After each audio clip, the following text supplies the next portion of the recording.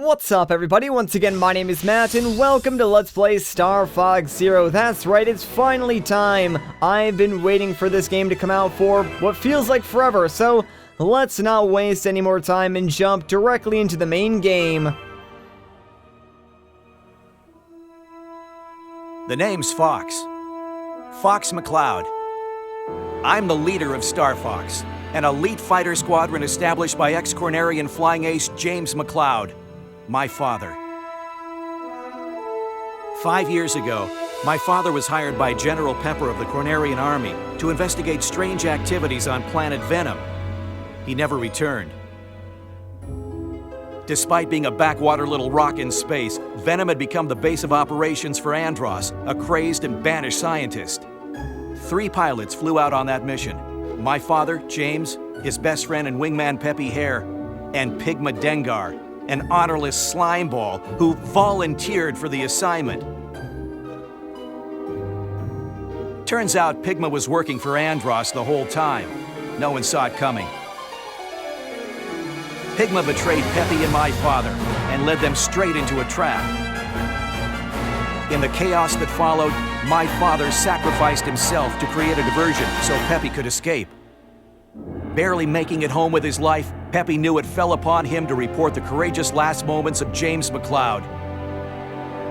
At the same time, he delivered the news that Andros had amassed a terrifyingly huge army and intended to conquer the entire Lilat system. And so began the Lilat Wars.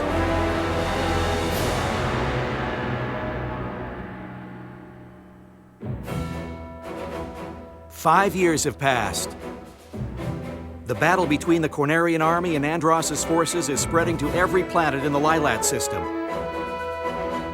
To carry on my father's legacy, I brought Star Fox out of retirement. I've got the latest technology, and I'm filling the team with pilots I know I can trust. Slippy Toad, a close friend and a gifted mechanic.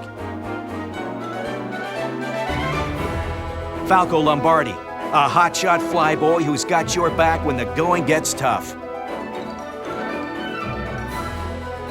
Peppy Hare, my father's old wingman, a seasoned pro and the glue that holds the team together. That brings us to today. While en route to planet Corneria, we received an urgent message from General Pepper. Apparently, Andros' army appeared out of nowhere and launched a full-scale attack on our once peaceful capital. Now's our chance to honor my father's legacy and restore the Star Fox name. You hear that, Andros? We're coming for you!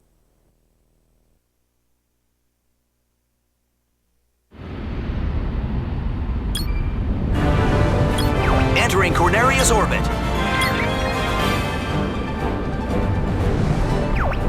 It's been too long. Uh-oh, looks like trouble down there. Urgent message from General Pepper. Star Fox, do you read me? We're under attack from Andros' army. We need your help immediately. Guess we'll have to save the sightseeing for another time. Check your G-diffuser system. Well, I don't know about you guys, but my G-diffuser is A-okay and I'm ready to jump right back into Corneria. Now, if you've played Star Fox 64 or even watched my Let's Play of Star Fox 64 3D, you're probably thinking to yourself, wow, the plot of this game is very similar. And that's because this entire game is similar to Star Fox 64. I wouldn't say it's a remake, but more of an updated version or a reimagining, if you will. But that is in no way a bad thing. Like, Star Fox 64 is generally considered the pinnacle of the Star Fox series, and I know many people, myself included, have always wanted like another game in the same style or vein as that game, and we kinda got close with Star Fox Assault on the GameCube, but it wasn't quite there. Star Fox Zero, on the other hand, hits all the right marks. I would say it's the best Star Fox game, but I do think it has like a few flaws that are maybe holding it back. So I would still probably give that title to Star Fox 64, but that could be like a nostalgia thing. I don't really know. That being said, I would highly recommend this game if you love Star Fox 64 because it really is a ton of fun. Now, I do want to say that I will be doing this LP of Star Fox Zero very similarly to my LP of Star Fox 64, so I will be talking over a majority of the characters' dialogue. I do apologize in advance if you wanted to hear everything they are saying. This really isn't the video for you. I also will be doing my best to show off every single alternate exit for all of the planets like I did in my Star Fox 64 LP. But that might be a little bit more complicated since this game does alternate endings a little bit differently, but I'll talk more about that a little bit later on. Now, let's talk about the control scheme of Star Fox Zero, because I think this is really going to be the thing that makes it or breaks the game for a lot of people. Star Fox Zero makes use of the Wii U gamepad to do basically all of your aiming, meaning that it uses motion controls. You do not use the control sticks whatsoever to do your aiming. Now, you do have like two different setups for this. When you start the game throws you into a very long tutorial section that teaches you the basics of how to fly, all your maneuvers, the controls, and stuff like that, which I did cut out because, you know, it's kind of pointless for you guys to watch that since I already know how to play. Anyways, like I was saying, the two controls are motion controls sometimes on and motion controls always on. Now, if you're like me, you don't really like motion controls, so you might be tempted to turn those to sometimes on. Do not do that. Trust me, it makes aiming a million times harder. I did that for my entire personal playthrough of this game, and it was not fun. Like, as soon as I turned it back to always on, it was like I was playing an entirely different game. So I would highly recommend leaving motion controls always on, and that is something I would not say very often, so just trust me on that one, guys. But aiming is essentially done by tilting the gamepad wherever you want to aim, and at first it might seem kind of strange, and that's because it does take a little while to get used to. Like, there is a small learning curve, but once you get past that, you won't really think about it too much afterwards. And I remember that moment for me. Like, it came after I finished my original playthrough. I was replaying some of the missions with motion controls always on, and all of a sudden, it just sort of clicked, and I was playing exactly how I wanted to, hitting every target that I was aiming at without, like, looking down constantly. So it might take a while, but I promise you'll get there, and once you get there, it's a lot of fun. Anyways, now we're in all range mode, so what this means is we're no longer in that sort of on-rails section like going through the level. We now have full control of where our ship is flying in a smaller section, but we can move pretty much anywhere in this 3D space.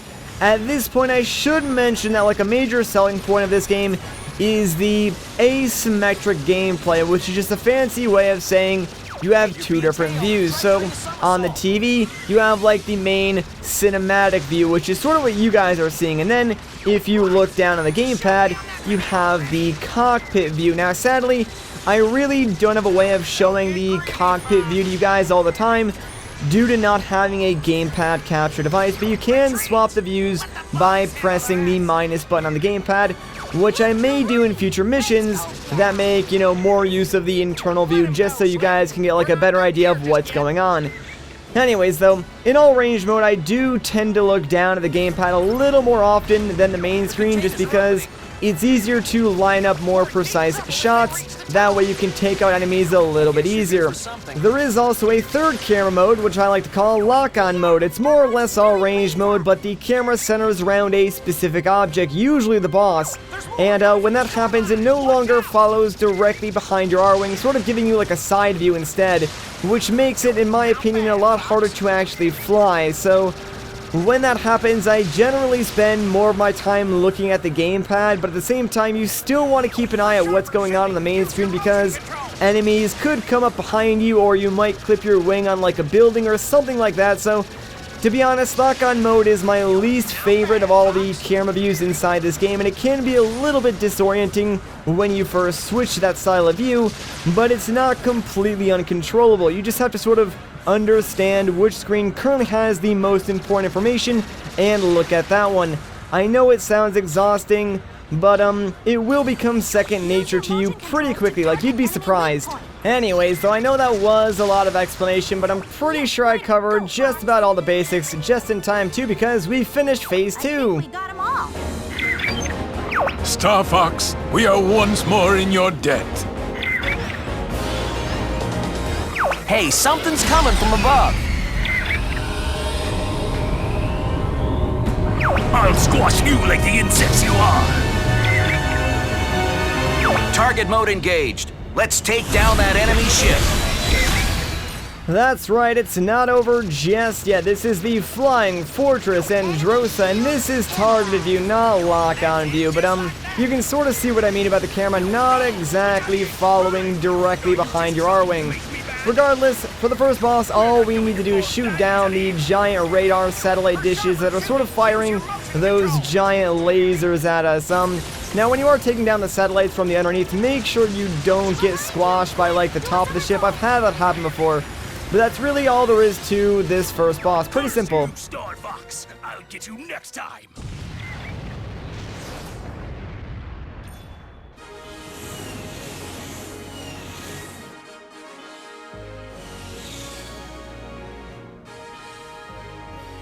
And with that, we've saved Corneria. Mission complete. We're heading out. All aircraft report. I'm fine. You okay over there, Fox? You did it! That was a close one. You're becoming more like your father. Wait, hold on a second, Peppy. Are you saying I'm becoming more dead? Whoa, dude, that's pretty messed up. Like, you need to calm down. That was pretty savage, actually. Anyways, though, yes, we're done with Corneria. 231 hits, not too shabby. So here's the thing, if you guys were paying attention, you probably noticed that there was an alternate exit as we were flying through Corneria. But this alternate exit can only be accessed after you beat Mission 2, and it will only take you somewhere different after you complete up to Mission 4, so I will be switching save files over to my completed save, just so I can show off that alternate exit. So I'll see you guys back in Corneria in just a moment. Alright, so we're back here in Corneria. What you want to look out for is that giant ship in the sky, and there is a little bit of character dialogue in just a second here that will sort of signify. We're taking the coast line. Keep up if you can. Yeah, once you hear that, transform into your walker form and step on this switch. That will activate the route to the coastline and pretty much put you on the path for the secondary exit. Now, you can access this path after Mission 2, but it will not lead you to a different planet or a different boss until after you complete mission number 4. So I really wouldn't recommend going back until, you know, after you get at least that far in the normal game. That way you can access the separate boss. But all you want to do, shoot down all those enemies, and the game will pretty much take care of the rest for you. What's that? It appears to be a teleporter. My reading suggests enemy activity on the other side. Like the one at the colony, huh? Better check it out. I'm going in. Alright, so we're not done quite yet. We're just going to go through this teleporter, and this will take us to the secret boss of Corneria, which is kind of tough, so prepare yourself. Like, this is no pushover, and it takes some time to get good at. Rob, where am I? Unable to pinpoint your location due to lingering effects from the space-time warp.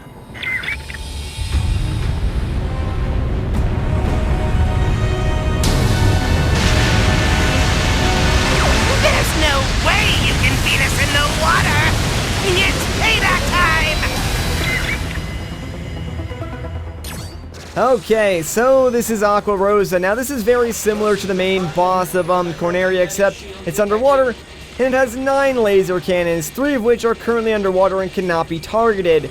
Now, here's the thing. Like, the reason why I've had so much trouble with this boss in the past is that there is just so much being thrown at you. It's kind of insane. Like, you want to do your best to try and stay focused and just take out those laser cannons as quickly and efficiently as you can. As soon as you see that the boss is sort of charging up its electromagnetic shield, get the heck out of there, because that thing will not only stun your R-Wing, but deal massive amounts of damage. So you do not want to get caught in that. Also, you do want to watch out for the giant lasers as well, though it's pretty much inevitable that you're going to get hit at least once. There are some laser power-ups and some health power-ups that you can grab, and I would try grabbing those before the boss sort of raises from under the water, because once it does raise up, it becomes very difficult to grab those health restore items, since the electromagnetic shield comes out more and more frequently. So do your best to grab everything you want before that happens. Alright, so now that he's out of the water, this fight just got a lot harder. But come on, yes, there we go. Thank goodness. So since we did manage to take out all 6 upper cannons, this fight is actually a lot easier, since now really all we need to do is fly around the perimeter and shoot these cannons from afar without getting too close, because like I said, the electromagnetic shield will be coming out more and more frequently. So you do want to sort of fly on like the outer rim and just use your motion controls to like aim from the side of your cockpit, and you should be able to hit these outer cannons pretty easily. So I'm gonna do my best to fly around the outside of this area and just deal as much damage as I possibly can to these side cannons. There we go.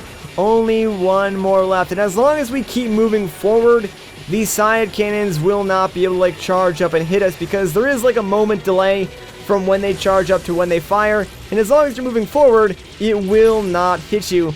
Anyways, there's one last cannon, so come on, let's try and deal this damage. There's so many bogeys on my tail right now. I really do not like this, but we're so close. I just want to take this last cannon out. Come on.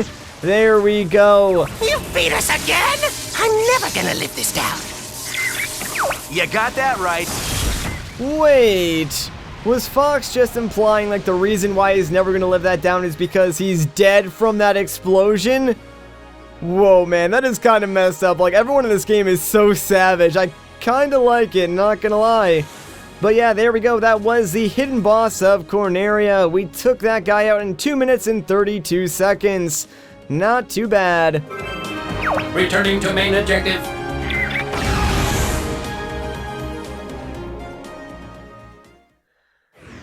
Okay, so from this point, we could go to Area 3, which is actually the 3rd mission of the game, or we could make our way up to another planet called Zonus, which is the 4th mission of this game.